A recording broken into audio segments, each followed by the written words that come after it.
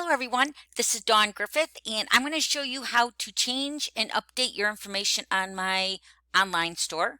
So if you've moved or you want your order to go somewhere else, this is where you're going to do that, all right? So you're going to sign into your account and it's password secured, so you have to use your information and nobody can log in there. So if you need to update your account, I can't do it just because it's a secured website. So this is why it's your account. So you're going to add your information, your credit card and all that over there if you want to, all right?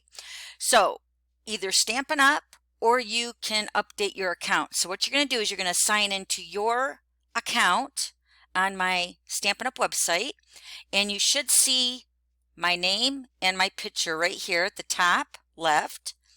Once you're signed in, then you're going to go over here to this little tiny arrow and it says Hello Dawn, this is my account, but it will say your name.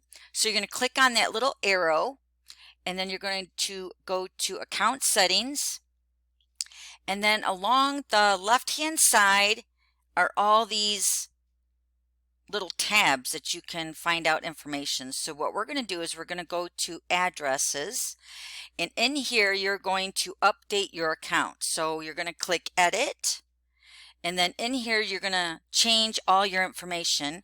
And now this is the most important thing. Don't forget to save your addresses before you exit out. Okay?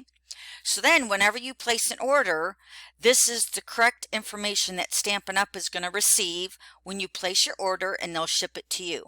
Okay? And then you can go in there and add your payment. You can check your past orders, which is all over here on the left hand side. All right? Let me know if you have any questions. See ya. Bye.